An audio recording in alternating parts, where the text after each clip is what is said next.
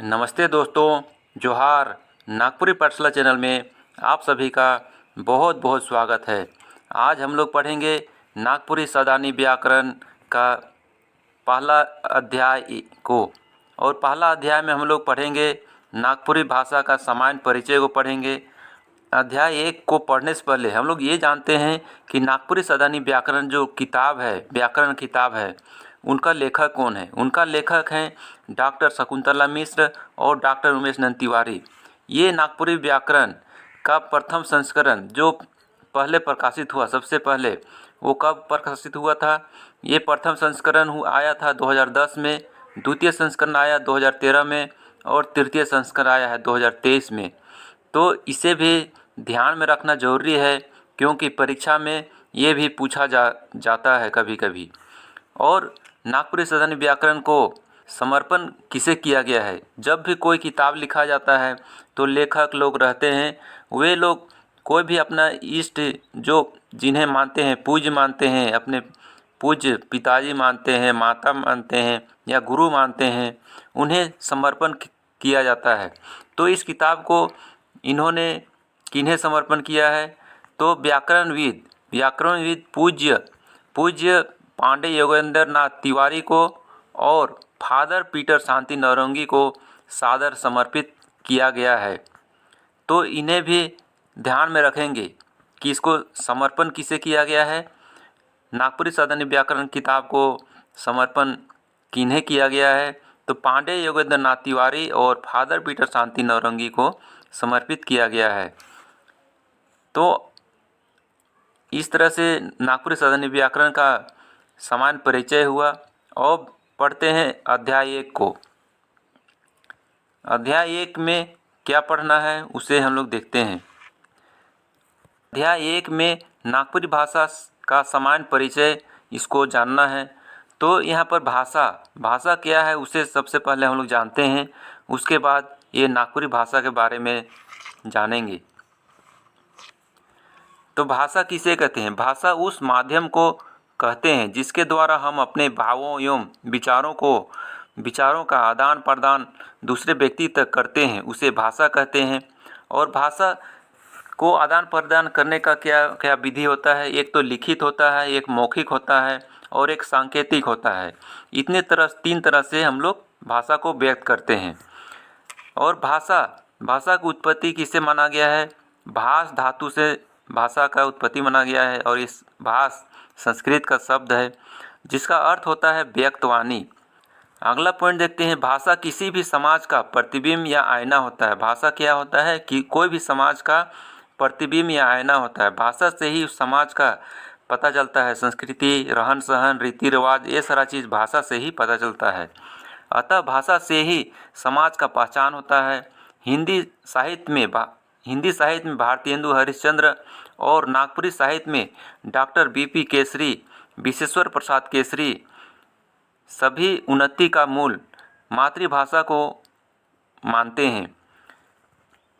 हिंदी साहित्य में भारतेंदु हरिश्चंद्र और नागपुरी साहित्य में डॉक्टर बीपी केसरी सभी उन्नति का मूल किसको मानते हैं? मातृभाषा को ही सभी उन्नति प्रगति का मूल को मानते हैं।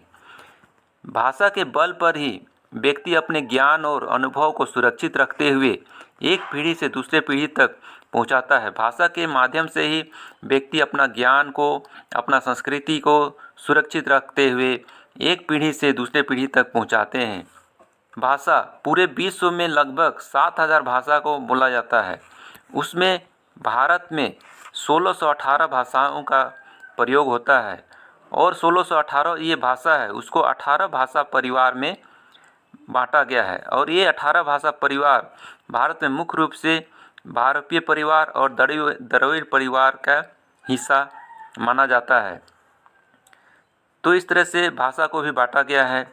और हमारा जो झारखंड है उसमें 3 तरह का भाषा परिवार का उपयोग किया जाता है। पहला आर्य भाषा परिवार, दूसरा द्रविड़ भाषा परिवार और तीसरा आग्नेय भाषा परिवार।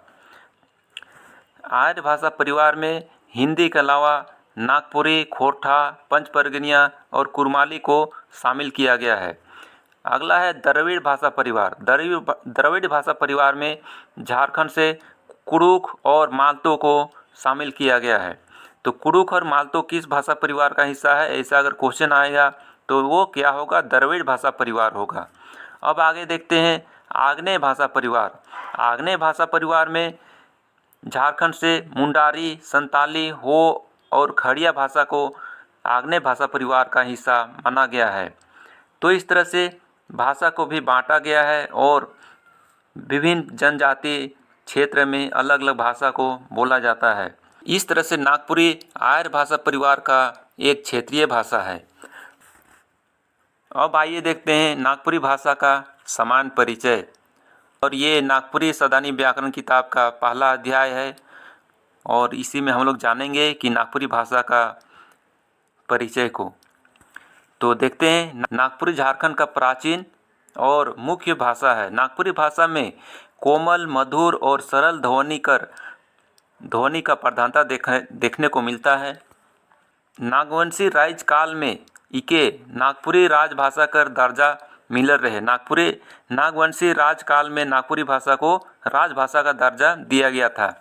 और नागवंशी राज का प्रथम नागवंशी राजा कौन थे? प्रथम नागवंशी राजा फनी मुकुट राय थे। और ये फनी मुकुट राय प्रथम शताब्दी में 64 ईस्वी में राजा बने थे। और जब ये राजा बने थे फनी मुकुट राय, वही समय से नागपुरी को राजभाषा का दर्जा दिया गया। फनी मुकुट राय द्वारा सदानी नागपुरी को राजभाषा का दर्जा दिया गया और 64 ईस्वी से लेकर 1947 ईस्वी तक इस क्षेत्र का राजभाषा बना रहा।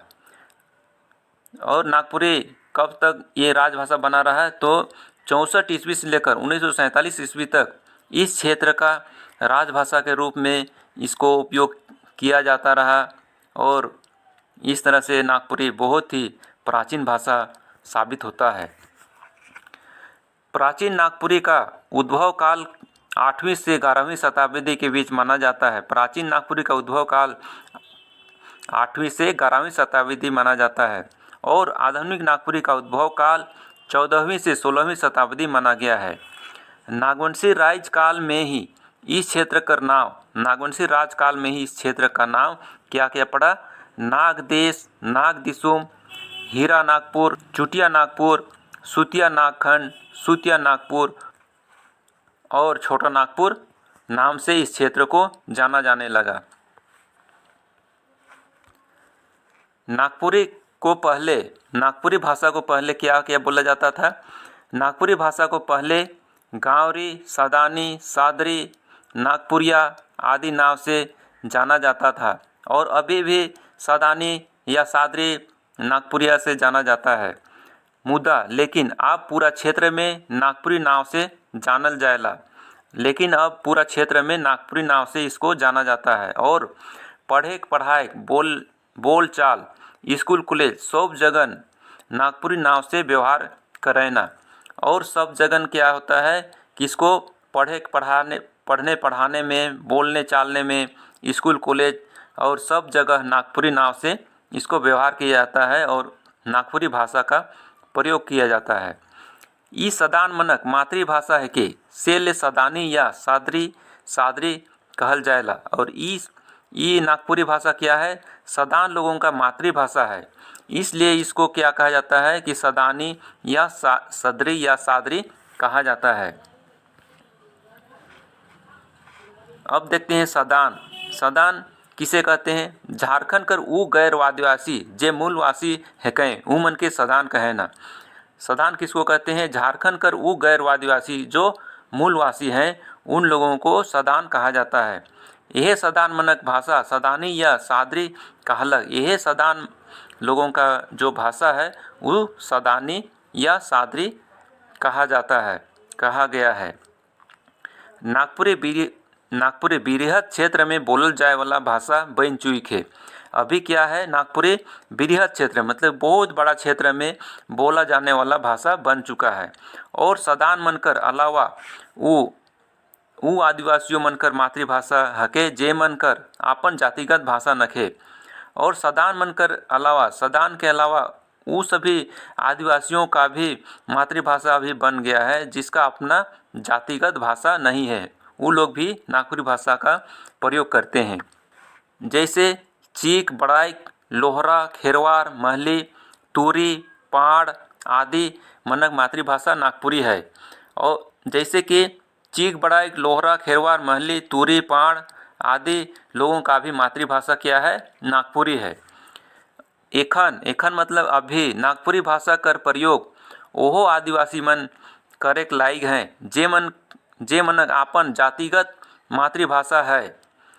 अभी नागपुरी भाषा का प्रयोग वो आदिवासी लोग भी कर रहे हैं जिन लोगों का अपना जातिगत मातृभाषा है। जे लोग का जातिगत अपना मातृभाषा है वो लोग भी नागपुरी भाषा का उपयोग करते हैं। जैसे कि मुंडा, उरांव, खड़िया में भी ये नागपुरी भाषा प्रचलित है और नागपुरी भाषा का उपयोग किया जाता है। झारखंड कर बहुत आदिम जनजाति मन नागपुरिया भाषा के मातृभाषा चाहे संपर्क भाषा का रूप में प्रयोग करें ना।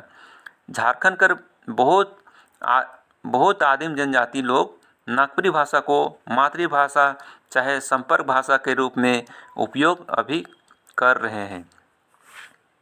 ई लखे नागपुरी गोटा क्षेत्र कर संपर्क भाषा बन जा है। इस तरह से नागपुरी क्या है कि गोटा क्षेत्र मतलब कि पूरा क्षेत्र का संपर्क भाषा बन गया है। झारखंड में 2011 ईस्वी में नागपुरी को द्वितीय राजभाषा का दर्जा दिया गया है।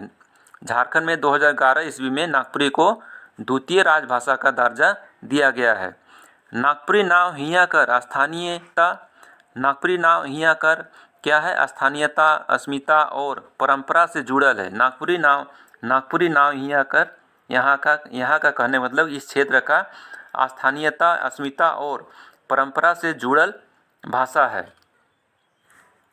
नागपुरी भाषा जोन क्षेत्र कर संपत्ति थे के उकर पूर्ण नाम चुटिया नागपुर रहे। नागपुरी भाषा जिस क्षेत्र का संपत्ति है उस क्षेत्र का पूर्ण नाम क्या था? चुटिया नागपुर था। और यह चुटिया नागपुर नागवंशियों का क्षेत्र कालक्रम के अनुसार जैसे जैसे समय बीतता गया जैसे समय बीतता गया और इस क्षेत्र का नाम नागपुर कहा जाने लगा। इस क्षेत्र को क्या कहा गया? नागपुर कहा जाने लगा। और इसका जो भाषा था उसको नागपुरी कहा गया और इसका संस्कृति को नागपुरिया संस्कृति नाव से जानल गया। नागपुरिया संस्कृति नाव से इसका संस्कृति को जाना गया। वर्तमान नागपुरी भाषा अपन सोब शराब से मुक्त होए के धोल चांद लखे दबदपात है और उन्नति कर डहर बटे सुझात है। नागपुरी कर बाबत वैसे तो ढेर विद्वान बुद्धगर मन बरन कर विचार दे हैं, मुदा इमन में सबसे बेस सुबटुआ विचार फादर पीटर शांति नौरंगी कर बुझाएला। नागपुरी कर बारे में ढेर बहुत विद्वान लोग जो व्याकरणकार हैं, नागपुरी कर जानकार हैं, वो लोग तरह तरह कर अपना विचार दिए हैं और उस सब कर विचार में सबसे अच्छा विचार फादर पीटर शांति नौरंगी कर विचार के माना गया है। तो आइए देखते हैं सभी विद्वान और नागपुरी के जानकार लोगों का क्या विचार था उसको हम लोग जानते हैं। सबसे पहले फादर पीटर शांति नौरंगी का क्या विचार था उसको देखते हैं। उनका विचार ये था कि छोटा नागपुर का जंगल पहाड़ में एखनो ढेर पूर्णा बस्ती और गढ़ मन भेटाए ना। उनका क्या कहना था कि छोटा नागपुर का जंगल पहाड़ में अभी भी ढेर पूर्णा बस्ती और गढ़ सब भेटाता है। गढ़ मतलब कि जो जहाँ पर वो लोग रहते थे अपना घर किला बनाकर उसको गढ़ बोला जाता है। सोनपुर परगना कर पूर्णागढ़ जहाँ दीत वंश कर राजा कर राइज रहे उकरे से कटिक दूर में पेटी पहाड़ कर हेठे दोसर गढ़ो मन चिन्हा भेटाएला। इसन ठाव मने और जगन मिले ना। ई बस्ती और गढ़ केकर रहे? हमर विचार है कि वह निषाद मनक होई जेकर वंशज देहात गांव में बसे वाला सदान कहाय वाला आदमी मन है कहें। तो फादर पीटर शांति नौरंगी का क्या विचार था? उनका विचार था कि छोटा नागपुर का जंगल पहाड़ में अभी भी ढेर पूर्णा बस्ती और गढ़ मन हैं गढ़ मन है सोनपुर परगना कर पूर्णागढ़, जहाँ दीतवंश कर राजा का राज था। सोनपुर परगना कर पूर्णागढ़ जहाँ पर कौन राजा का राज था? तो दीतवंश का राजा का राज था। वहीं पर कटिक दूर में पेटी पहाड़ कर हेठे, पेटी पहाड़ कर नीचे दूसरा गढ़ मन का भी चिन्हा या पहचान भेटाता है। ईसन स्थान में और जगह मिले ना, ऐसन स्थान और जगह मिलता है। ई बस्ती और गढ़ केकर रहे, किसका था? तो उनका विचार से, फादर पीटर शांति नवयुगी के विचार से क्या कहते हैं कि वो निषाद लोगों का गढ़ था, ऐसा उनका मानना है। और जिसका वंशज, निषाद लोगों का वंशज देहात गांव में रहने वाला सदान को माना जाता है। उनके विचार से निषाद लोगों का जो वंशज था उसको सदान माने हैं और वे लोग गांव में रहने लगे थे। तो इस तरह से फादर पीटर शांति नवयुगी का विचार था। और आगे देखते हैं अगला विद्वान का विचार। अगला विद्वान है पंडित योगेंद्र नाथ तिवारी। उनका जो किताब है नागपुरी भाषा का संक्षिप्त परिचय, पंडित योगेंद्र नाथ तिवारी का किताब का क्या नाम है? नागपुरी भाषा का संक्षिप्त परिचय। पंडित योगेंद्र नाथ तिवारी के विचार से वे क्या कहते हैं कि शरद चंद्र राय उल्लेख कर रहे हैं, बात कर रहे हैं कि उरांव जाइत कर सामाजिक व्यवस्था मजबूत करने के लिए, उरांव जाइत का सामाजिक व्यवस्था को मजबूत करने के लिए लोहरा, महली, गोड़ाइत, घासी, कुम्हार मन कई जाइत भेटाए ना, कई जाइत मिलते हैं। और यह जाइत मन को, यही जात सबको क्या कहा गया है? सदान कहा गया है। उरा मन कर माझे ई मने कहिया से हैं, इके कहे कठिन है। उरा लोगों के साथ ये लोग कब से हैं, इसको कहना मुश्किल है। हियाँ ढेर पुराना सभ्यता का चिन्ह भेटाला। यहाँ क्या होता है कि ढेर पुराना सभ्यता का पहचान भेटाता है। जैसे मांडर थाना में कोयल नदी कर आरा 16 गुना 10 गुना 3 वाला ईंट कर नेव भेटाता है। लोहरदगा थाना में विराटपुर कर ईंटा, कोराम्बे कर प्रसिद्ध वासुदेव राय कर मूर्ति, बेड़ो कर शिव मंदिर, टांगीनाथ कर त्रिशूल, ये सब सबूत देवेला कि ढेर पुराना परिया से हियाँ सोप जाइत और उमनक संस्कृति रही हुई। ये सब जो पहचान भेटा रहा है, मांडर थाना में कोयल नदी का आरा में 16 गुना 10 गुना 30 वाला ईटा, लोहरदगा थाना क्षेत्र में विराटपुर कर ईटा, कोराम्बे कर वासुदेव राय कर मूर्ति, बेड़ो कर शिव मंदिर, टांगीनाथ कर त्रिशूल, ये सब सबूत देता है कि यहाँ ढेर पुराना जाति लोग और उ लोग का संस्कृति रहा करते थे। जब जाइत रहे तो उकर भाषा होबे करी, बुझाएला यह भाषा गोटे पसरल रहे। जब जाति रहते थे तो उसका भी कोई न कोई भाषा होगा और यह भाषा गोटा क्षेत्र में पसरल है, गोटा क्षेत्र में फैला हुआ है। तो इस तरह से पंडित योगेंद्र नाथ तिवारी का विचार है। अब आगे देखते हैं अगला विद्वान का विचार, doctor BP Kesari. Doctor BP Kesari कर मुताबिक, डॉक्टर बीपी केसरी कर अनुसार नागपुरी क्षेत्र कर पूर्णा इतिहास जीवंत और प्रभावशाली रहे और नागपुरी भाषा भाषी आर्य मन पूर्णाया परिया से हिया कर माटी पानी में एकाकार हो गए। डॉक्टर बीपी केसरी के विचार के अनुसार क्या कहा जा रहा है कि नागपुरी क्षेत्र का पूर्णा इतिहास जीवंत और प्रभावशाली था और नागपुरी भाषा भाषी आर्य लोग पूर्णा परिया से ही यहाँ का माटी पानी में एक होकर रह रहे थे। अब अगला विद्वान है डॉक्टर भुवनेश्वर अनुज। डॉक्टर भुवनेश्वर अनुज अपना शोधात्मक किताब नागपुरी लोक साहित्य कर आभारोक्ति में नागपुरी भाषा के बारे में नागपुरी भाषा के बारे में बोले हैं। क्या बोले हैं देखते हैं। डॉक्टर भुवनेश्वर अनुज कहते हैं, हिया किसिम कर जनजाइत रहे ना, उ मन आपन भाषा साहित्य है, मुदा इमन ले नागपुरी भाषा एगो पुल सेतु तय रहे। ई भाषा कर बेगर ई क्षेत्र में केकरो काम चले मुश्किल है। डॉक्टर भुवनेश्वर अनुज क्या कहते हैं, तरह तरह का जनजाति लोग रहते हैं, भिन्न भिन्न जनजाति के लोग रहते हैं और उन लोग का भाषा साहित्य, उन लोग का अपना भाषा साहित्य है। लेकिन इन लोगों के लिए नागपुरी भाषा एक पुल की तरह काम करता है, एक सेतु की तरह काम करता है। इस भाषा के बिना इस क्षेत्र में किसी का काम चलना मुश्किल है। इस तरह से उनका विचार है। इकर से साफ पता चलेला कि नागपुरी भाषा कितना पुराना और महत्वपूर्ण है। इससे ये पता चलता है कि नागपुरी भाषा कितना पुराना और महत्वपूर्ण भाषा है। अब अगला विद्वान देखते हैं, फादर बुकआउट। यह सच कर झरोखा से हुलई के कहलें।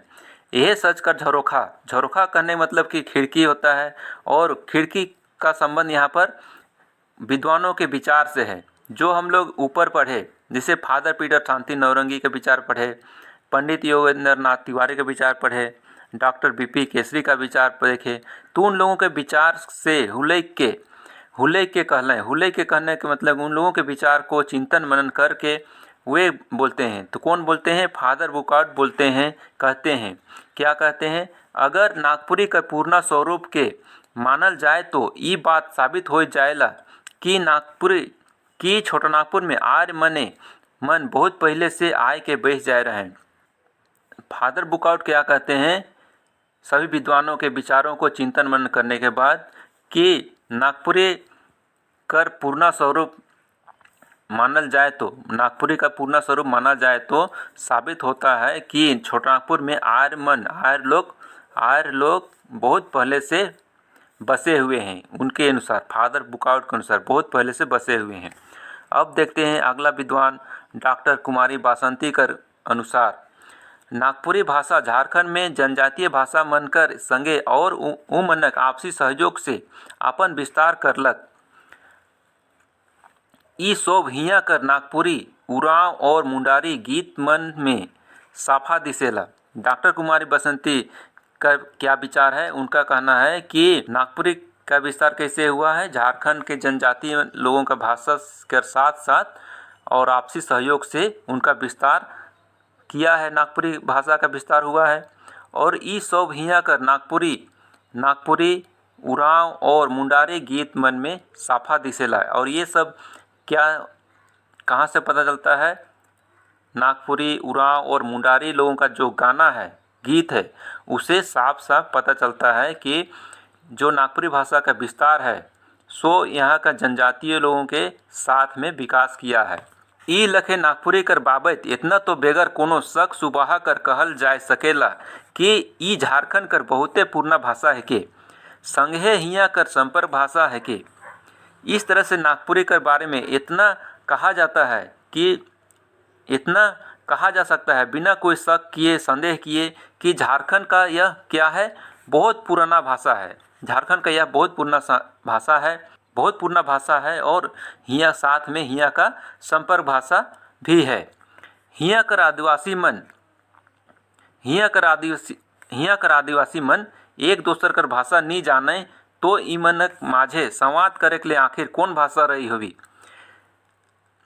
यहाँ का जो आदिवासी लोग हैं, अगर आदिवासी लोग हैं, विभिन्न तरह के जनजाति लोग हैं, वो उन लोगों को एक दूसरे का भाषा अगर नहीं जानते हैं तो उमन कर बीच में संवाद करने के लिए कोई भाषा रहा होगा। अगर एक दूसरे का भाषा को अगर वो नहीं जानते थे तो संवाद करने के लिए तो कोई न कोई भाषा रहा होगा जो कि संपर्क भाषा के रूप में काम कर रहा होगा। तो इस सवाल का जवाब में कोई भी संकोच और संदेह किए बिना ये कहा जा सकता है कि इन लोगों के संपर्क भाषा क्या था? नागपुरी ही इन लोगों का संपर्क भाषा था और अभी भी नागपुरी भाषा ही इन लोगों का संपर्क भाषा है। जब एक दूसरे का भाषा को नहीं जानते हैं तो अपना बात को, विचार को रखने के लिए नागपुरी भाषा को ही माध्यम माना जाता है और संपर्क भाषा के रूप में उपयोग किया जाता है।